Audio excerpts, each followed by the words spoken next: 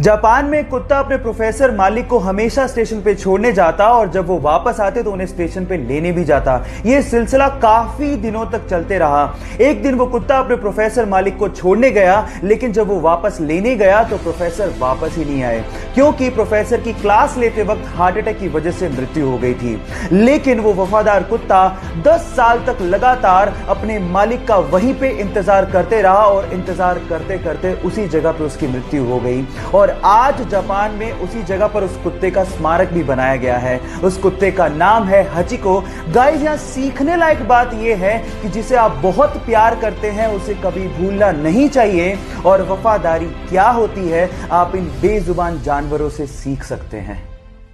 Cricket के लिए उसके पैशन को देखते हुए आर्थिक हालात कमजोर होने के बावजूद भी उसके पेरेंट्स ने उसका इंतजाम मुंबई में एक डेयरी में करवा दिया, लेकिन काम ना करने की वजह से उसे डेयरी से बाहर निकाल दिया गया। फिर उसके बाद उसे आजाद मैदान में 3 साल एक टेंट में गुजारने पड़े और सर्वाइवल के लिए गोलगप्पे तक बेचने पड़े, लेकिन उसके बावजूद भी क्रिकेट के लिए उसका पैशन कम नहीं हुआ।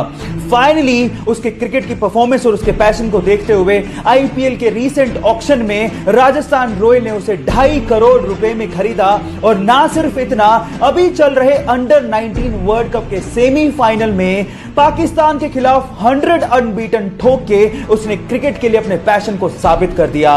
Yes guys, I am talking about the sensational cricketer Yashasvi Jaiswal. Guys, यहां सीखने लायक बात यह है कि अगर आप में पैशन है तो अपनी जिंदगी में आप कुछ भी अचीव कर सकते हो।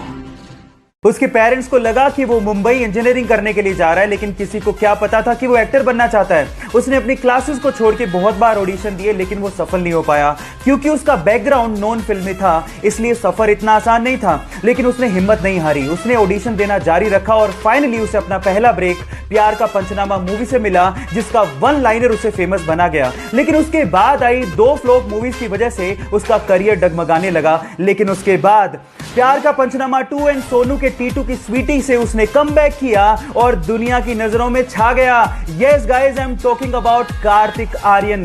प्रॉब्लम ये है कि हम चाहते हैं हमारी लाइफ में कोई प्रॉब्लम ही ना हो, लेकिन अगर हमारी लाइफ में कोई प्रॉब्लम ना हो तो ये उनकी लाइफ की सबसे बड़ी प्रॉब्लम है। गाइस, यहां सीखने लायक बात यह है कि आपका बैकग्राउंड चाहे कुछ भी हो, जो आप बनना चाहते हैं, अगर आपको उस चीज पे भरोसा है तो आप जिंदगी में कुछ भी कर सकते हो।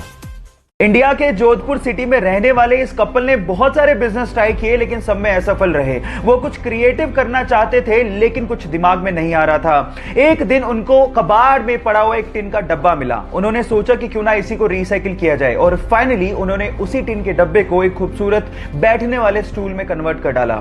अब लाइफ को चेंज कर देने वाला एक धांसू आइडिया उनके सामने था। जिस चीज को लोग वेस्ट समझते थे, उसी को ही उन्होंने क्रिएटिव प्रोडक्ट में बदलना शुरू कर दिया था। पहला ऑर्डर उन्हें डेनमार्क से मिला और देखते ही देखते उन्होंने एक ऐसी कंपनी खड़ी कर डाली जो कि 36 देशों में अपना बिजनेस करती है और आज इंडिया की सबसे बड़ी रीसाइकिल हैंडीक्राफ्ट कंपनी है। Yes guys, I am talking about Preeti international. Guys, यहां सीखने लायक बात यह है कि एक आइडिया आपकी दुनिया बदल सकता है, तो आपका वो आइडिया कौन सा है? चैट में जरूर बताइएगा। हार्ड वर्क की बदौलत अपने आलोचकों को जवाब कैसे दिया जाता है, यह आप टीम इंडिया के केएल राहुल से सीख सकते हैं। कुछ दिनों पहले तक लोग उसके टीम में होने पर सवाल या निशान लगाया करते थे, कहा करते थे कि वो कोहली का दोस्त है, सिर्फ इस वजह से टीम में बना हुआ है। लेकिन न्यूजीलैंड के खिलाफ हुई हालिया T20 सीरीज में अपनी परफॉर्मेंस के बदौलत उसने साबित कर दिया कि वो अपने दम पर टीम में है। उसने ना सिर्फ विकेट कीपिंग की, जरूरत पड़ने पर उसने कप्तानी भी की और सबसे ज्यादा सीरीज में रन बनाकर मैन ऑफ द सीरीज भी बना। और गाइस, यहां सीखने लायक बात यह है कि आलोचक चाहे कुछ भी कहते हो, अगर आपको अपने आप पे विश्वास है तो आप जिंदगी में कुछ भी अचीव कर सकते हो। कोलकाता का एक पिता अपने 3 साल के बेटे को लेकर ऑस्ट्रेलिया और इंग्लैंड के बीच का मैच देख रहा था। वो 3 साल का छोटा सा लड़का जिसे ढंग से बोलना भी नहीं आ रहा था, उस मैच को देखने के बाद उसे क्रिकेट का चस्का लग गया।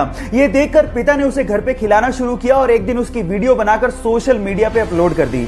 देखते ही देखते वो वीडियो सोशल मीडिया पे वायरल हो गई और एक दिन वो इंग्लैंड के खिलाड़ी केविन पीटरसन तक पहुंच गई। तब केविन पीटरसन ने विराट कोहली को टैग करते हुए पूछा कि क्या आप इसे चांस देंगे।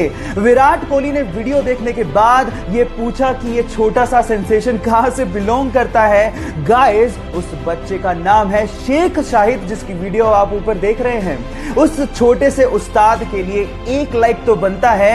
आप वीडियो देख के क्या सोच रहे हो, चैट सेक्शन में जरूर लिख के बताइएगा। जब वो स्कूल में था तो स्कूल के कुछ बड़े बच्चे उसके साथ मारपीट किया करते थे, जिससे बचने के लिए उसने बॉक्सिंग जिम ज्वाइन किया और अपने अंदर की आग और जुनून का इस्तेमाल उसने मिक्स्ड मार्शल आर्ट को सीखने में किया। घर में पैसों की तंगी थी, इसके लिए उसने प्लम्बर का काम ज्वाइन किया, लेकिन प्लम्बर के काम में उसका मन नहीं लगता था। जब उसने उसे छोड़ने की ठानी तो घर वालों से उसकी बहस हो गई, जिसके बाद उसने घर वालों को कहा कि 25 की उम्र में मैं आपको करोड़पति बन के दिखाऊंगा।